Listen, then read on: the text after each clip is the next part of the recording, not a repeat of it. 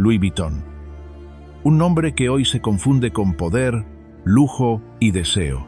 Pero detrás del monograma más codiciado del planeta, hubo un niño hambriento que dormía en los bosques, envuelto en una manta raída, escuchando el crujir de las ramas como única compañía. No fue la cuna dorada la que lo llevó al Olimpo de la moda, fue la furia de sobrevivir, de vagabundo anónimo a creador del equipaje moderno, de aprendiz humilde a artesano de emperatrices. La vida de Louis Vuitton es una danza entre la gloria y la miseria, entre la luz del escaparate y las sombras de la guerra. Sus baúles no eran simples cajas, eran templos de viaje, promesas de un mundo que se movía más rápido de lo que el corazón podía soportar. Pero cada imperio, incluso el del lujo, esconde grietas. Tras el resplandor de las vitrinas, hay sangre, hay traiciones, hay secretos que nunca fueron diseñados para salir a la pasarela. Louis Vuitton no fue solamente un genio, fue también un sobreviviente de guerras, un fantasma que atravesó la pobreza y la chispa que encendió la hoguera del mayor conglomerado de lujo de la historia. Hoy, al pronunciar su nombre, escuchamos un eco doble, el de la elegancia y el de la ambición, el de la belleza impecable y el de la oscuridad que la sostiene.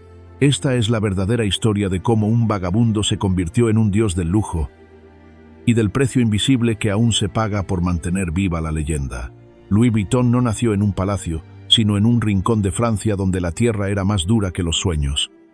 Allí, la pobreza no era una desgracia, era una condena. El padre arando hasta que la espalda crujía, la madre cosiendo sombreros con dedos sangrantes para ganar unas pocas monedas. La casa era un lugar sin luz ni agua corriente, donde cada día era una batalla contra el hambre. No había escuela, no había futuro, solo trabajo y silencio. Y cuando la madre murió, lo poco que sostenía ese mundo se derrumbó. El padre, incapaz de criar solo, se apresuró a llenar el vacío con una nueva esposa. Pero lo que entró por esa puerta no fue consuelo. Fue tormenta. La madrastra no lo cuidaba, lo vigilaba, no lo acompañaba, lo sofocaba. Su presencia era un veneno lento que impregnaba cada rincón de la casa. Louis entendió demasiado pronto que allí ya no había espacio para él. A los 13 años tomó una decisión que para cualquiera sonaría a locura, pero para él era cuestión de vida o muerte.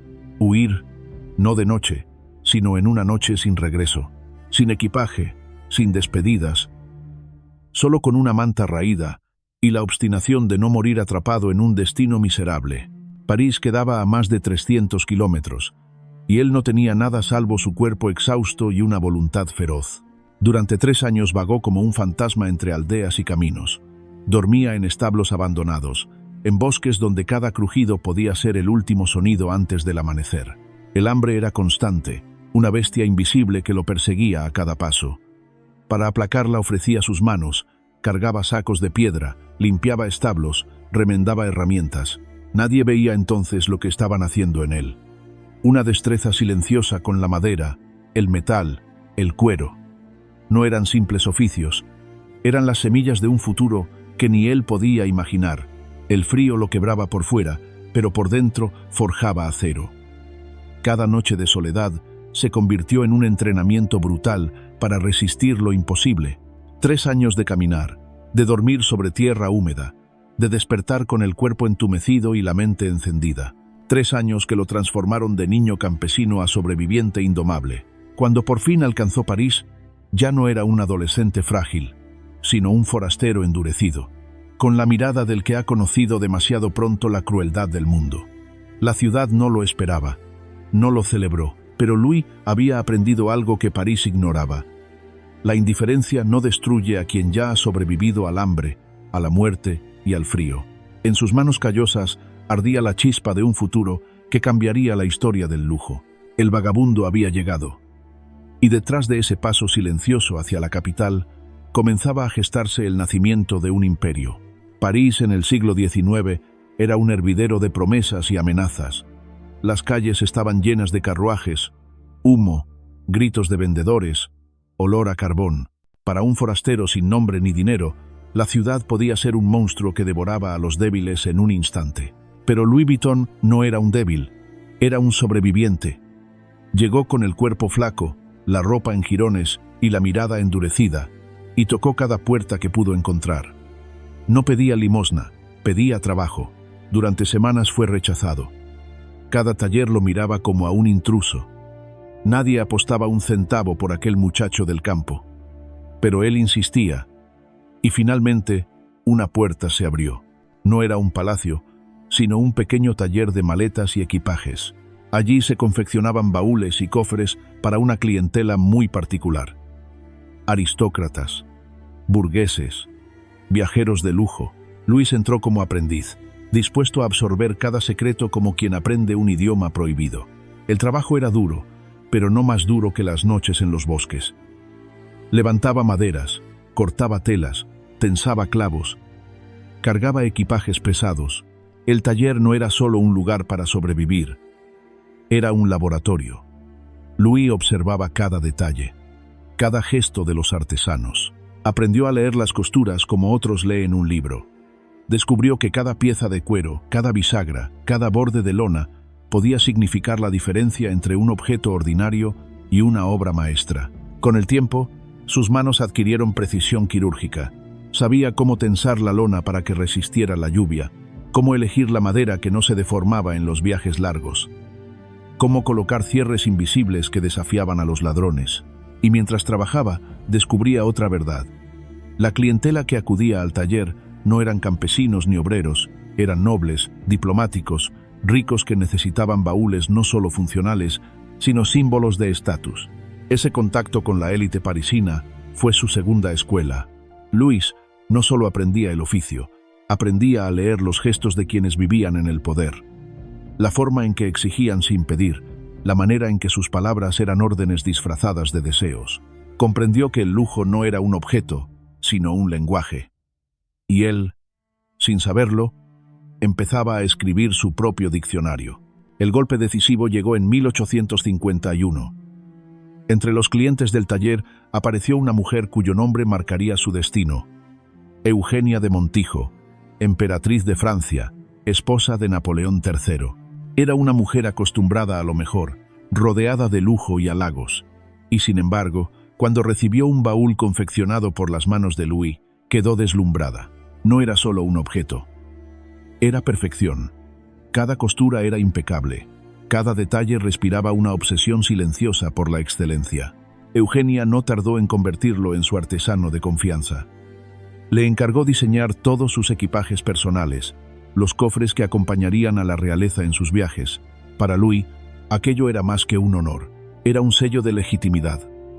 En un abrir y cerrar de ojos, había pasado de ser un vagabundo anónimo a trabajar para la emperatriz de Francia.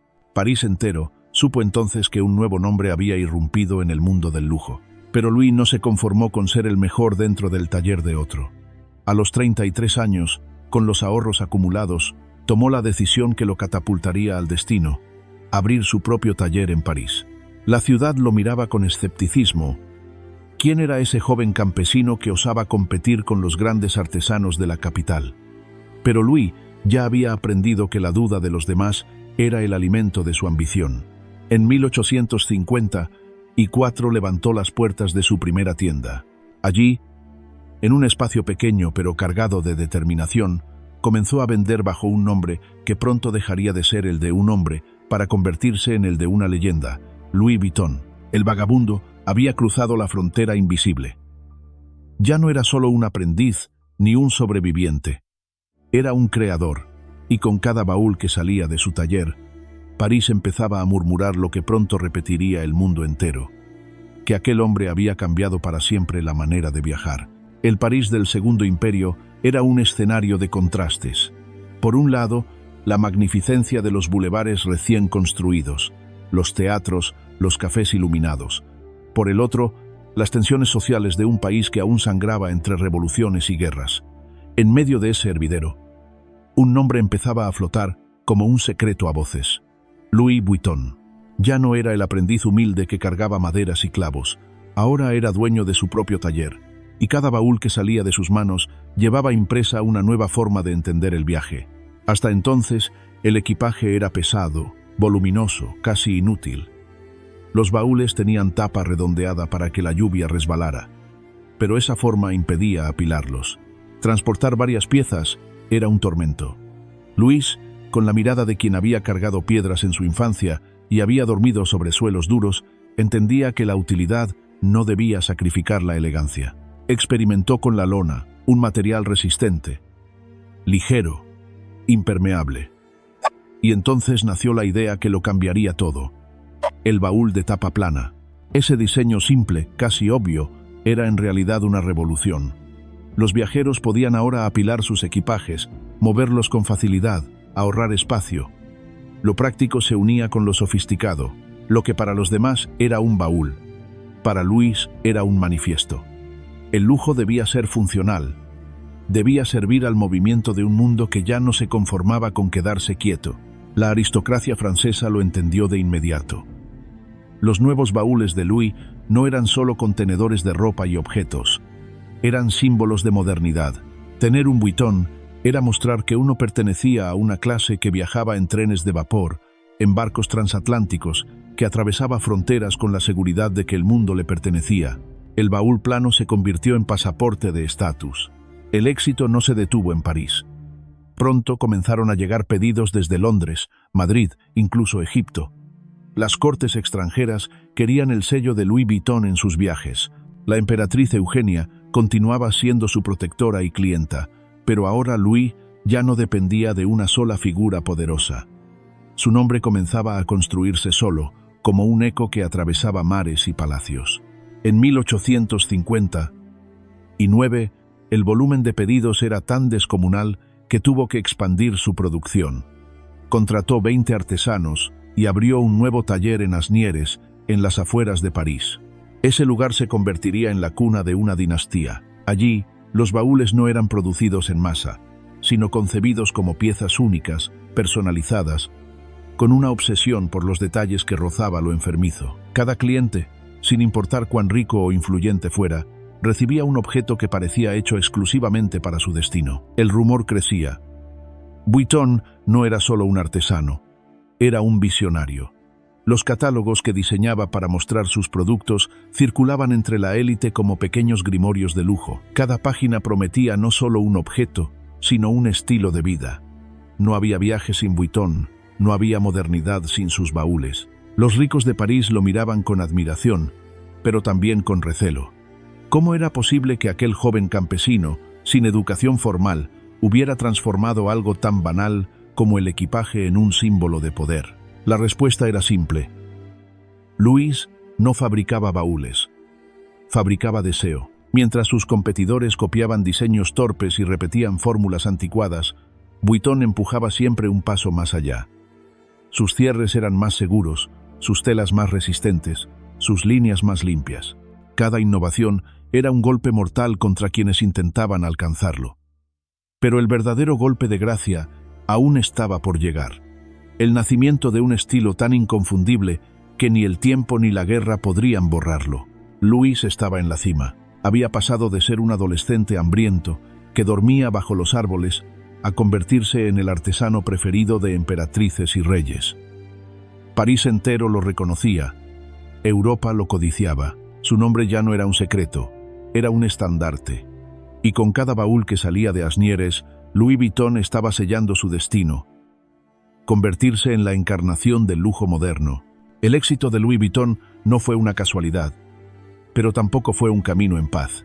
En el momento en que sus baúles planos se convirtieron en el objeto más deseado de la élite europea, nació también una obsesión. La industria entera quería despojarlo de su secreto. La novedad no tardó en atraer imitadores, falsificadores y oportunistas que intentaban copiar cada detalle, desde la lona hasta las costuras. Lo que para él era una visión, para los demás era un botín. Luis lo sabía. El lujo no solo se construye con creatividad, también con poder, y un poder frágil no dura. Decidió entonces blindar su obra con un gesto que parecía simple, pero que acabaría marcando la historia. El monograma. En 1896, Georges Vuitton, su hijo y heredero, lanzó oficialmente el famoso diseño con iniciales entrelazadas y flores geométricas. Era un tributo al padre, pero también una muralla contra la falsificación. Quien intentara imitar un Vuitton tendría que enfrentarse no solo a su perfección artesanal, sino a un símbolo inconfundible. La obsesión se multiplicó. Tener un Vuitton ya no era solo poseer un equipaje funcional, era portar una insignia de pertenencia a una casta que viajaba con estilo y con poder. Los baúles empezaron a poblar trenes, barcos, estaciones, hoteles de lujo. Cada pieza hablaba de distinción, como un uniforme secreto de los privilegiados. La industria, en cambio, se volvió un campo de batalla. Demandas, conflictos, acusaciones. Vuitton entendió que el precio de ser deseado era convertirse también en perseguido. En los talleres de Asnieres se trabajaba como en una fortaleza. Cada aprendiz pasaba años formándose, cada artesano era custodio de un saber que no podía salir de esas paredes. El lujo era tanto objeto como ritual. Y Louis sabía que solo la disciplina podía mantenerlo intacto. Mientras tanto, el mundo cambiaba. Los viajes en tren se multiplicaban. Los barcos de vapor conectaban continentes. Y el turismo dejaba de ser privilegio exclusivo de reyes y emperadores. Una nueva clase media aspiraba también a moverse, y con ello crecía la sed de objetos que simbolizaran modernidad y sofisticación. Vuitton no era un simple fabricante, era el arquitecto de una necesidad. Cada innovación que lanzaba levantaba más ruido. Su catálogo se convirtió en un arma de seducción. Familias ricas lo hojeaban como quien contempla un libro sagrado, eligiendo con devoción el baúl que los acompañaría en su próxima travesía. Y pronto, la marca dejó de ser un simple proveedor de equipaje para transformarse en un espejo donde los poderosos buscaban reflejar su grandeza. La obsesión alcanzó también a la propia empresa. Louis y su familia comenzaron a entender que no bastaba con crear. Había que defenderse. Demandaron imitadores, cerraron el paso a quienes intentaban robar sus diseños. No se trataba solo de proteger un producto, sino de proteger un mito en construcción. El lujo, después de todo, no sobrevive si se vuelve común. Louis ya había conquistado París. Pero con cada paso hacia adelante, el horizonte se tornaba más oscuro, porque cuando un nombre se vuelve símbolo de deseo, atrae inevitablemente la envidia, el plagio y la traición. Y bajo ese cielo cargado, Louis Vuitton se preparaba, sin saberlo, para enfrentar pruebas mucho más devastadoras que la imitación, la guerra, el hambre, la ruina. El resplandor de los escaparates no pudo detener la sombra que se cernía sobre Francia. En 1870, la guerra franco-prusiana golpeó el corazón de París como un martillo sobre cristal. Louis tenía 49 años cuando la ciudad se convirtió en un campo sitiado, donde el hambre y el miedo devoraban las calles. Las bombas destruyeron hogares. Los refugios se llenaron de cuerpos desesperados, y su taller orgullo y símbolo de su ascenso quedó reducido a ruinas. Las ventanas rotas, las herramientas robadas, los baúles destrozados, todo lo que había construido con manos curtidas por la miseria estaba otra vez en el suelo. Para un hombre común, aquello habría sido el final. Para Louis, fue el comienzo de otra lucha. Con los pocos ahorros que había guardado celosamente, decidió reconstruir. No con resignación, sino con rabia.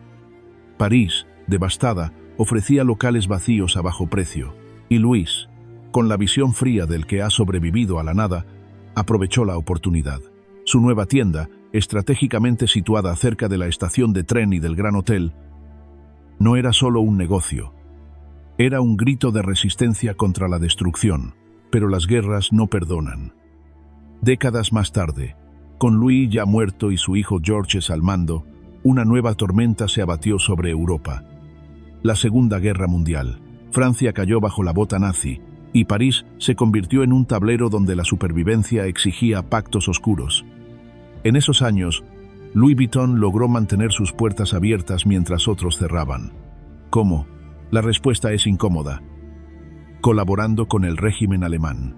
Durante mucho tiempo la marca intentó borrar esa mancha, destruyendo documentos, guardando silencio. Pero los archivos hablaron. Investigaciones revelaron que la familia Vuitton no solo se mantuvo en pie, sino que prosperó durante la ocupación, incluso abriendo una tienda en el prestigioso Hotel Park. Mientras otros nombres de la moda se derrumbaban por negarse a cooperar, Vuitton aceptó el pacto con la sombra. Ese episodio sigue siendo una cicatriz que la casa prefiere cubrir con terciopelo. Un secreto maldito que contradice la narrativa brillante de lujo y elegancia. Porque detrás de cada baúl impecable de aquellos años había una transacción moral, la decisión de aliarse con el enemigo para garantizar la supervivencia del imperio. Y no fue el único conflicto. Décadas más tarde, cuando el lujo se había convertido en un campo de batalla corporativo, otra traición cambiaría la historia. La llegada de Bernard Arnault, invitado como aliado, terminó arrebatando el control con una maniobra fría y calculada, quedándose con la mayoría de las acciones y desplazando a la familia Vuitton de su propia creación. Una puñalada disfrazada de inversión. Así, el nombre Louis Vuitton quedó manchado por dos tipos de heridas: las que impusieron las guerras del mundo y las que impuso la ambición dentro de sus propias paredes. La marca, que había nacido del hambre y la resistencia, se vio obligada a negociar con la oscuridad para mantenerse viva. Y esa es la paradoja. El lujo más brillante del planeta lleva cosida, en su lona perfecta, la memoria de los pactos que casi nadie quiere recordar. De las cenizas siempre surge algo nuevo, y Louis Vuitton no fue la excepción. Tras los años oscuros de guerra y colaboración con el régimen nazi, la casa estaba manchada, pero no rota. La marca, sostenida primero por Georges y luego por Gaston Louis, entendió que debía reinventarse para sobrevivir. El lujo ya no podía ser solo equipaje funcional. Tenía que ser símbolo, identidad, lenguaje, y para lograrlo se necesitaba un cambio radical. La primera metamorfosis fue interna. Los talleres de Asnieres se convirtieron en un templo de disciplina. Los aprendices no eran simples obreros, pasaban años de formación antes de tener permiso para firmar un producto con el nombre Vuitton. Cada pieza debía rozar la perfección. No era solo un baúl. Era la prueba de que la marca podía sobreponerse a su pasado y ofrecer al mundo algo tan impecable que hiciera olvidar la sombra de sus alianzas. La segunda metamorfosis fue estética.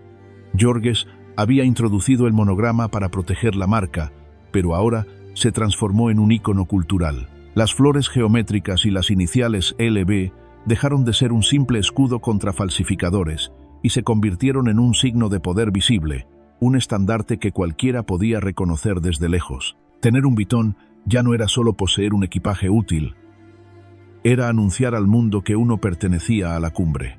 Pero el verdadero salto vino con la globalización. El tren y el barco habían abierto caminos, pero ahora los aviones cambiaban las reglas. Viajar era más rápido, más frecuente, más masivo. Vuitton comprendió que el lujo debía acompañar este nuevo ritmo.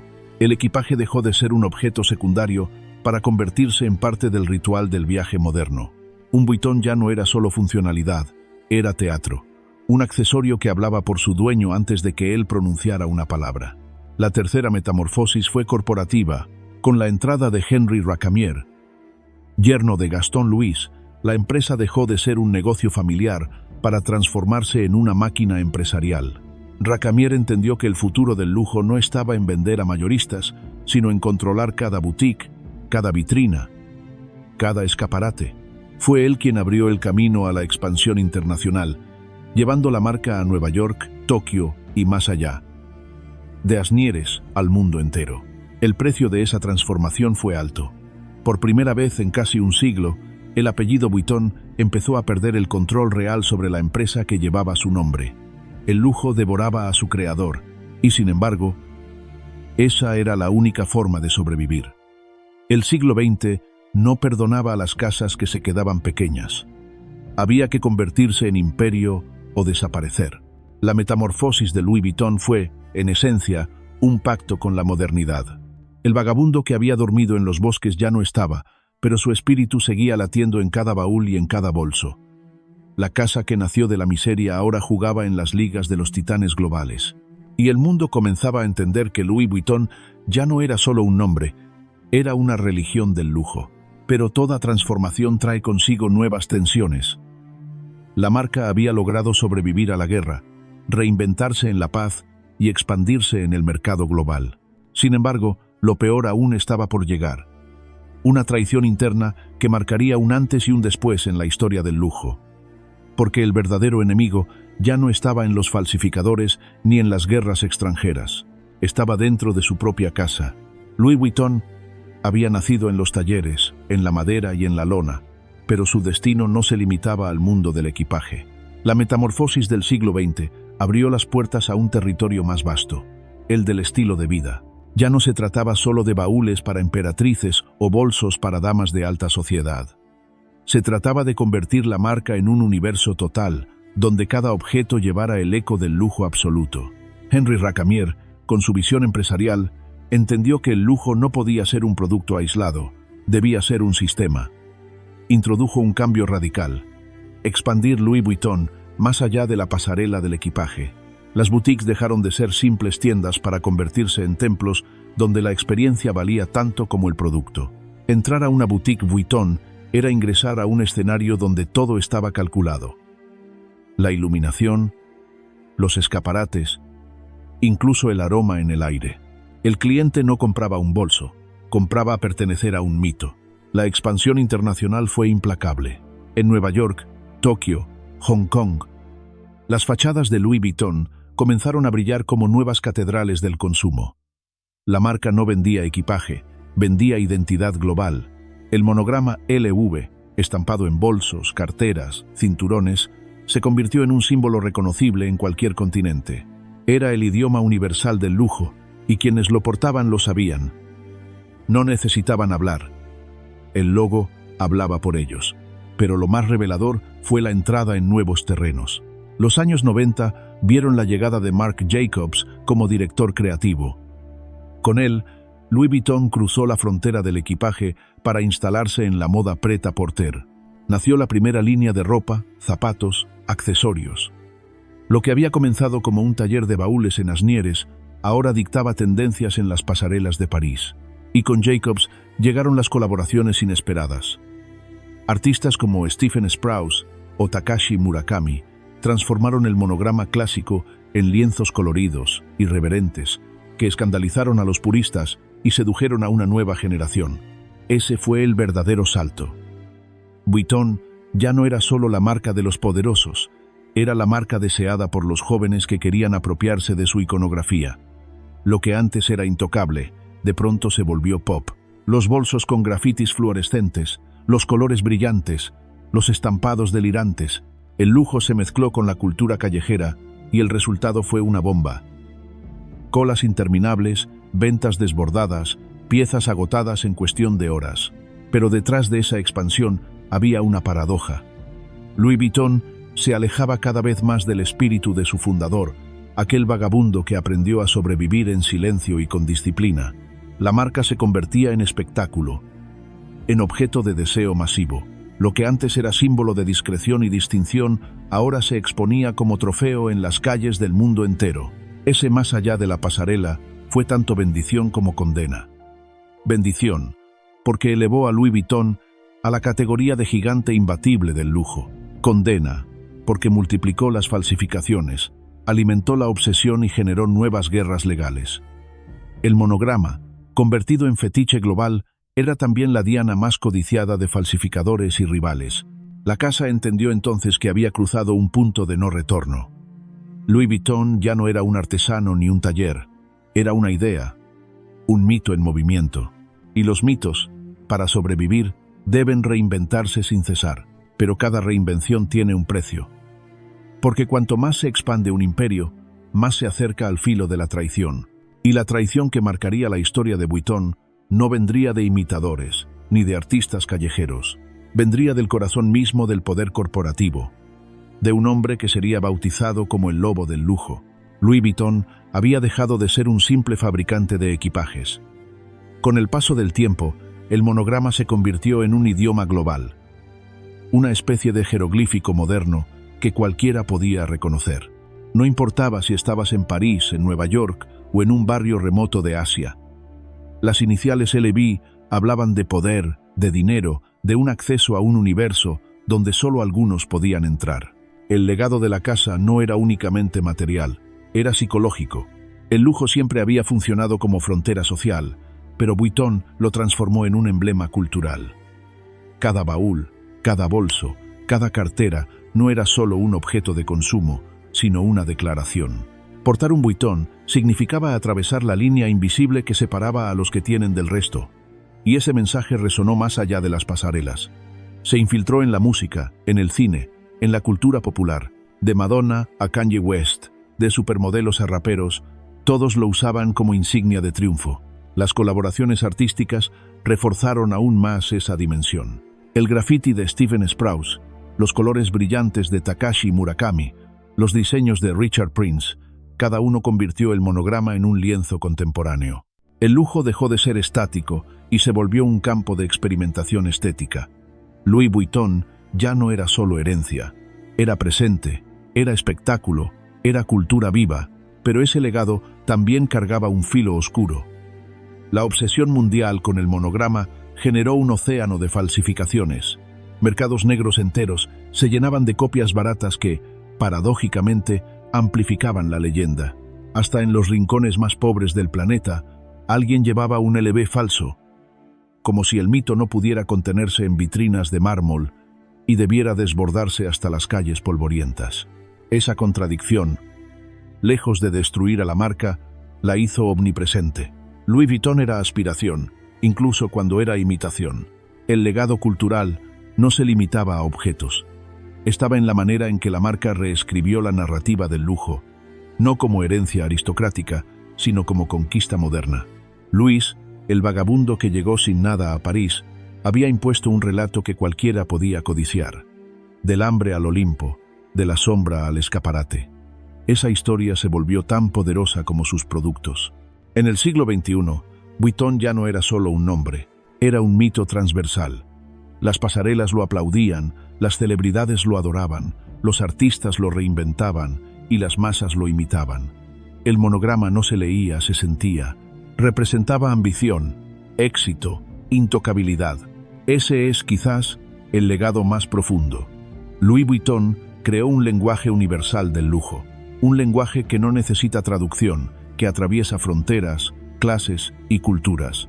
Un lenguaje que se graba en la piel social como una marca de fuego.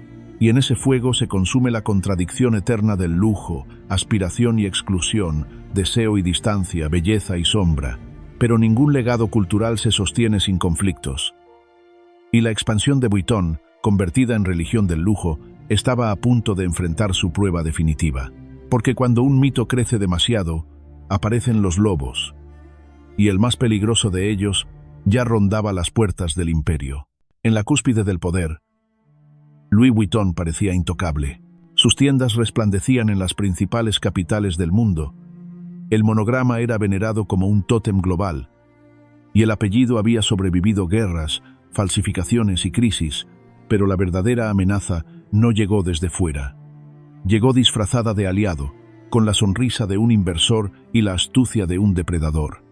Su nombre, Bernard Arnault. Henri Racamier, el yerno de Gaston Louis Vuitton, había llevado a la casa a la modernidad empresarial. Con él, Vuitton pasó de ser un negocio familiar a un imperio global, con ventas que crecían como una avalancha. Pero esa ambición tenía un costo. Para expandirse más rápido, Racamier abrió la puerta a nuevos socios. Entre ellos, un empresario inmobiliario de voz baja y mirada fría, Arnault, que había comenzado a tejer silenciosamente su red en el mundo del lujo. Lo que parecía un pacto para reforzar la marca se convirtió en una traición calculada. Arnault compró en secreto un 43% de las acciones y se aseguró el apoyo de las familias Moet y Hennessy, hasta convertirse en el accionista dominante del grupo recién fusionado, LVMH. Racamier, traicionado en su propia mesa, llevó la batalla a los tribunales. Pero la justicia no lo favoreció. En un giro brutal, el hombre que había rescatado a Vuitton de la mediocridad fue expulsado. Y por primera vez en más de un siglo, ningún miembro de la familia controlaba la marca que llevaba su nombre. Fue la caída. Los titulares hablaban de complots, de maniobras sucias, de un golpe de estado corporativo. La empresa entró en turbulencia, las ventas se desplomaron, la prensa dejó de cubrirla con la misma devoción. Por un instante, parecía que Louis Vuitton, el emblema del lujo moderno, había perdido su alma. Pero los lobos no se sientan en tronos para mirar ruinas. Arnault, con su reputación despiadada, entendía que la grandeza solo se construye desde el control absoluto. Tomó la marca en sus manos y la transformó en la joya más brillante de su imperio LVMH. No fue con suavidad, sino con una agresividad quirúrgica. Encargó colaboraciones con diseñadores y artistas Impulsó campañas que convertían cada producto en un objeto de culto y tejió alianzas que parecían imposibles. Bajo su mandato, Vuitton dejó de ser simplemente un fabricante de bolsos para convertirse en la punta de lanza de un conglomerado que hoy domina más de 70 marcas de lujo. Lo que para Racamier fue traición, para Arnault fue estrategia. Lo que para la familia fue una pérdida irreparable, para el mercado fue una resurrección. Vuitton volvió a crecer, más fuerte, más grande, más global que nunca. El lobo había devorado la presa, pero en el proceso la había convertido en leyenda. La caída y el renacimiento de Louis Vuitton son inseparables. Sin la traición, la marca tal vez habría seguido siendo un negocio respetado, pero limitado. Con la traición, se transformó en el núcleo de la mayor corporación de lujo de la historia. El precio fue alto. La familia quedó relegada al margen de su propia creación, pero la leyenda se alimenta de sacrificios, y el de Vuitton fue entregar su apellido a cambio de la eternidad. Hoy, en cada boutique resplandeciente, bajo cada escaparate iluminado, vibra esa contradicción. Louis Vuitton es al mismo tiempo la marca más deseada y el símbolo de cómo el lujo se construye sobre pactos oscuros, traiciones silenciosas y renacimientos dolorosos. Y quizás sea precisamente esa tensión, la del brillo contra la sombra, la que mantiene viva su llama. Louis Vuitton nació de la intemperie y del hambre, no de un linaje dorado. Ese niño que dormía bajo los árboles, envuelto en una manta raída, levantó con sus manos un imperio que atravesó siglos. Su vida fue una coreografía de contrastes. Del barro a los palacios, de la miseria a la opulencia, de la invisibilidad a la omnipresencia. Pero la grandeza nunca llega sin sombras. La casa que él fundó sobrevivió guerras que destruyeron ciudades, pactos con regímenes oscuros, traiciones empresariales que habrían quebrado a cualquier otro. Cada época dejó cicatrices en la piel de Vuitton, cicatrices que la marca intentó ocultar bajo capas de lona y monogramas. Sin embargo, fueron precisamente esas grietas las que la volvieron indestructible, porque el lujo no es inocente. Se alimenta de historias de dolor y gloria, de sobrevivientes que se negaron a ser borrados por la historia. Hoy, cuando pronunciamos Louis Vuitton, no solo hablamos de bolsos y baúles. Invocamos un mito que se reinventa sin cesar, un mito que supo convertir el hambre en arte, la guerra en disciplina, la traición en expansión. La marca es un espejo de nuestra obsesión colectiva. Aspiramos a ella porque creemos que en sus costuras se guarda un pedazo de eternidad. Pero la pregunta final permanece. ¿Qué es, en realidad, Louis Vuitton? ¿Un símbolo de belleza impecable o el recordatorio de que detrás de cada imperio late un precio oculto? Tal vez sea ambas cosas. Tal vez esa dualidad del resplandor y la sombra, el lujo y la culpa, sea la verdadera razón por la que sigue siendo irresistible. Louis Vuitton no es solo una marca, es un testimonio de que la supervivencia puede transformarse en divinidad. Un vagabundo se convirtió en dios del lujo, y el mundo, aún hoy, paga por pronunciar su nombre.